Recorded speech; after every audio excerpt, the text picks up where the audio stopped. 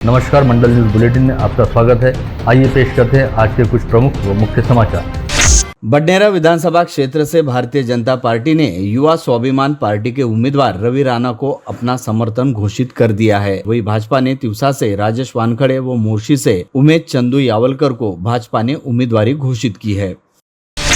अगले महीने होने जा रहे विधानसभा चुनाव की धामधूम के बीच आज दोपहर बड़ी तेजी के साथ यह खबर फैली कि सांसद असदुद्दीन ओवैसी के नेतृत्व वाली मजलिस-ए-इत्तेहादुल मुस्लिमीन यानी MIM का महाराष्ट्र विधानसभा चुनाव हेतु गठबंधन हो गया है, जिसे लेकर अमरावती मंडल द्वारा जानकारी हेतु संपर्क किए जाने पर MIM के प्रदेशाध्यक्ष व पूर्व सांसद इम्तियाज जलील ने बताया कि ऐसी खबरें पूरी तरह से निराधार है, जिनमें कोई तथ्य नहीं है। पूर्व सांसद इम्तियाज जलील ने यह भी स्पष्ट किया कि वे खुद छत्रपति संभाजीनगर की एक विधानसभा सीट से MIM प्रत्याशी के तौर पर चुनाव लड़ रहे हैं और उनके खिलाफ कांग्रेस द्वारा अपना खुद का प्रत्याशी खड़ा किया गया है। अतः कांग्रेस के साथ किसी भी तरह का कोई चुनावी गठबंधन होने की गुंजाइश भी नहीं है।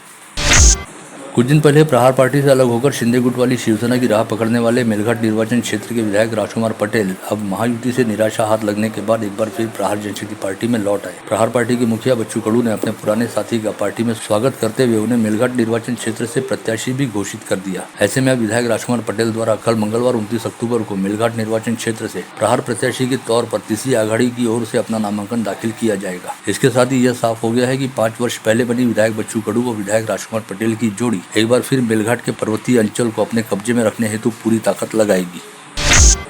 अचलपुर निर्वाचन क्षेत्र से एक के बाद एक लगातार 4 बार विधानसभा चुनाव जीतकर पहले ही एक अनूठा रिकॉर्ड बना चुके अचलपुर क्षेत्र के विधायक व प्रहार पार्टी के मुखिया बच्चू कडू ने आज अपने 5वें कार्यकाल हेतु नामांकन पेश करते समय एक और अनूठा रिकॉर्ड बना डाला, जब विधायक बच्चू कडू की नामांकन रैली में करीब 15,000 लोगों ने उपस्थिति दर्शाई। इस भीड़ को देखकर लग रहा था मानो यह कोई नामांकन रैली नहीं बल्कि चुनाव पश्चात निकली विजय रैली हो। 15,000 लोगों का समावेश रहने वाली इस रैली का अचलपुर से लेकर परतवाड़ा तक जगह जगह भव्य स्वागत किया गया। साथ ही विधायक बच्चू कडू पर फूलों की पुष्प वर्षा भी की गई, जिसके बाद परतवाड़ा शहर स्थित SDO कार्यालय पहुंचकर विधायक बच्चू कडू ने अपने निकटतम सहयोगी रहने वाले दिनेश भूप सहित प्रहार पार्टी के अन्य पदाधिकारियों की उपस्थिति के बीच निर्वाचन निर्णय अधिकारी को अपना नामांकन सौंपा। इससे पहले विधायक बच्चू कडू ने अपने नामांकन के लिए किसानों हेतु महत्वपूर्ण रहने वाले दीपावली पर्व के पहले दिन यानी वसु बारस के दिन का औचित्य साधा और वे आज सुबह चांदूर बाजार तहसील के बेलोरा स्थित अपने पैतृक आवास पर अपने माता पिता की प्रतिमाओं का पूजन करने के साथ ही छत्रपति शिवाजी महाराज की प्रतिमा को अभिवादन कर बैलबंडी में सवार होकर घर से निकले। जिसके बाद विधायक बच्चू कडू अपनी माता इंदिराबाई कडू के समाधि स्थल पर पहुंचे और अपनी माता की समाधि को नमन करने के साथ ही विधायक बच्चू कडू ने उस परिसर में वृक्ष पूजन करने के साथ ही राजमाता अहिल्या देवी होलकर के पुतले का पूजन किया और सभी संत महात्माओं का अभिवादन भी किया। यहाँ से निकलकर विधायक बच्चू कडू अचलपुर के गांधी पुल परिसर पहुंचे, जहाँ से नामांकन रैली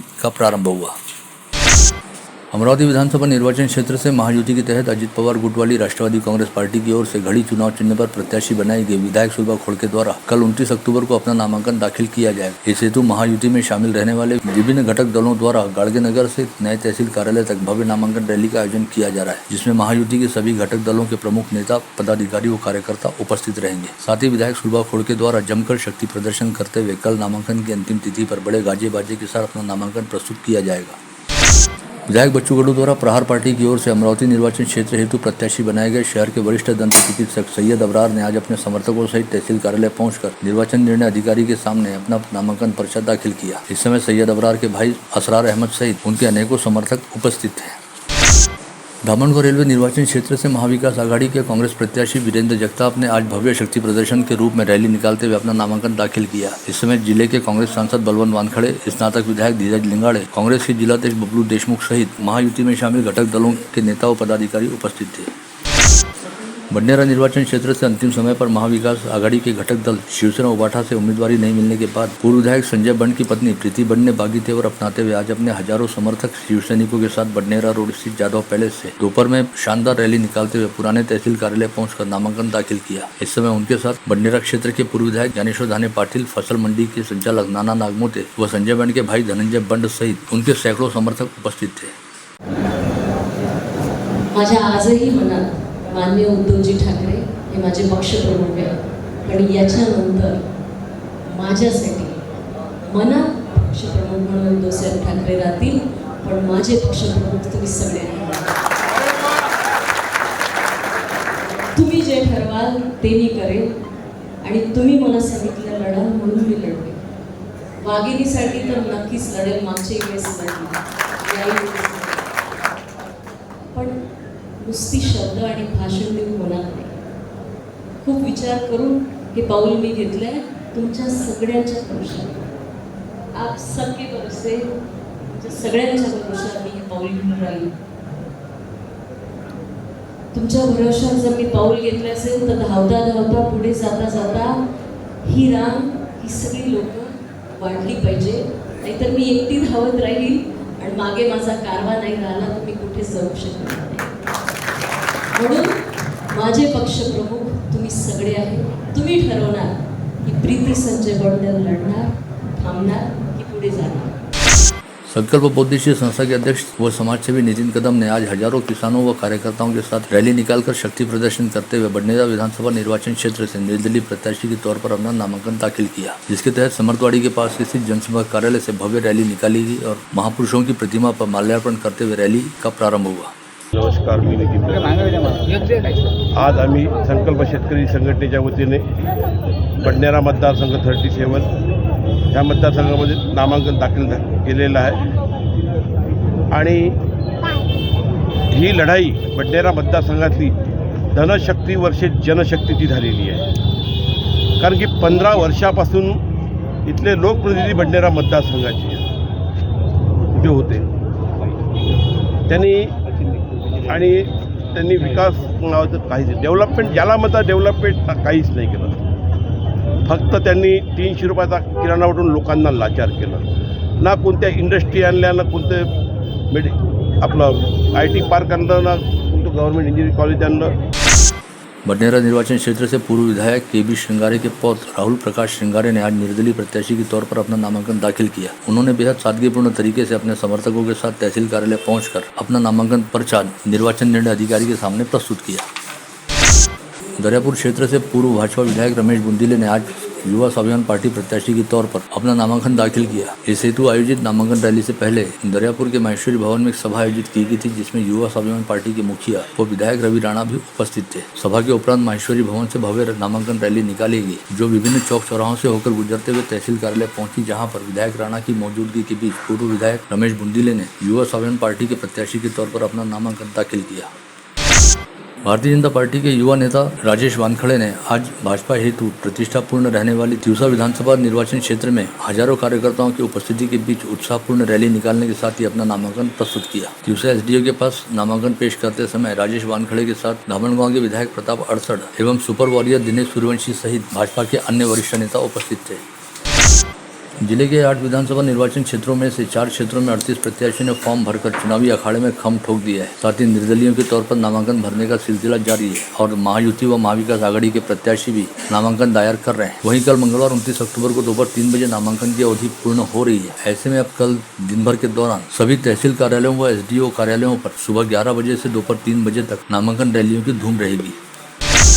दरियापुर निर्वाचन क्षेत्र से महायुति के तहत शिंदे गुट वाली शिवसेना द्वारा प्रत्याशी बनाए गए अभिजीत अड़सुल ने गत रोज प्रदेश भाजपा के वरिष्ठ नेता व राज्य के उप मुख्यमंत्री देवेंद्र फडणवीस से मुलाकात की और उन्हें दरियापुर निर्वाचन क्षेत्र में पूर्व भाजपा विधायक रमेश बुंदीले द्वारा महायुति के खिलाफ की जा रही बगावत से अवगत कराया, जिसके बाद डिप्टी CM फडणवीस ने इस बगावत को रोकने का जिम्मा भाजपा के जिलाध्यक्ष व राज्यसभा सांसद अनिल बुंडे को देने की बात कही.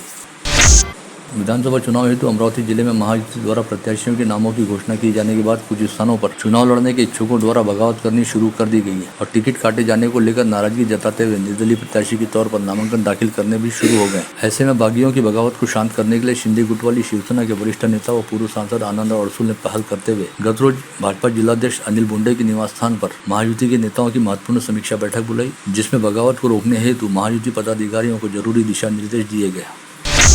खुद को भारतीय जनता पार्टी का निष्ठावान कार्यकर्ता बताते हुए पूर्व विधायक जगदीश गुप्ता ने आज दोपहर यहां बुलाई गई पत्रवार्ता में कहा कि वे शहर सहित जिले के भाजपा कार्यकर्ताओं के प्रबल अनुरोध पर ही विधानसभा का चुनाव लड़ रहे हैं. इस पत्रवार्ता में पूर्व विधायक गुप्ता ने जोर देकर कहा कि अमरावती शहर में कानून व्यवस्था को बेहतर करने और हिंदुत्व के मुद्दे को लेकर वे मैदान में उतरे हैं तथा कल 29 अक्टूबर को सुबह 11 बजे नेहरू मैदान से रैली निकालकर वे निर्दलीय प्रत्याशी के तौर पर अमरावती से अपना नामांकन पर्चा दाखिल करेंगे. और कल मैं फॉर्म भरने वाला हूँ. मी कुणावरही टीका टिप्पणी करायसाठी बसलो नाही. फक्त एकच उदाहरण सांगतो. 90च्या आधी या अमरावतीमध्ये याच प्रकारची गुन्हेगारी वरली मटकाच्या माध्यमातून माजली होती. आम्हाला अशोक बैला जे जुने लोक आहेत त्यांना आठवत असेल. 90च्या आधी जसं आता हत्येचं तरुणांच्या हत्येचं सत्र सुरू आहे, त्याच प्रकारचं हत्येचे सत्र 90च्या आधी या अमरावतीमध्ये सुरू झाले होते. दररोज एक हत्या तरुणाची होत होती. मी निवडून आल्यानंतर विरोधी पक्षात असताना पोलीस प्रशासनाला जागा करण्याचा प्रयत्न केला, जागा झाले नाही. तर मी SP ऑफिस म्हणजे त्या काळामध्ये पोलीस आयुक्तालय नव्हतं, पोलीस निरीक्षक म्हणजे DSP ऑफिस होतं. त्या SP ऑफिसच्या समोर मी वर्ली मटक्याच्या विरोधात वर्ली मटका आंदोलन त्या ठिकाणी केलं होतं. विगत दिनों दरियापुर निर्वाचन क्षेत्र से इच्छुक उम्मीदवार गुणवंत देवपारे ने अपनी टिकट कट जाने पर जिले के सांसद बलवंत वानखड़े को लेकर आरोप लगाया था, जिस पर जवाब देते हुए भारी बहुजन महासंघ युवक आघाड़ी के पूर्व जिलाध्यक्ष दिलीप वासनिक ने आज बुलाई की पत्रवार्ता में कहा कि देवपारे यद्यपि व्यवसाय में काफी सफल है, लेकिन राजनीति के लिए अब भी तैयार नहीं है और देवपारे द्वारा लगाए गए आरोपों के चलते समाज मन आहत हुआ है. मेहनतीवर मिळालं, त्यांच्या पक्षाच्या मेहनतीवर मिळालं, त्यांच्या सहमित्राच्या भरोशावर मिळालं. त्यांचं 20 ते 25 वर्षापासून दर्यापूरमध्ये गाणीला अनुभव होता. आमचे वंचित भारी बहुजन महासंघाचे 2009ला जमना उपयोगकर आमचे उमेदवार होते, तेव्हा मी प्रचाराला सोबत होतो. त्याच्यामुळं जर समजा गुणवंत देवपारे आपल्या उमेदवारीचा दावा करत असेल तर काँग्रेसच्या लाईनमध्ये ते 16 उमेदवार होते.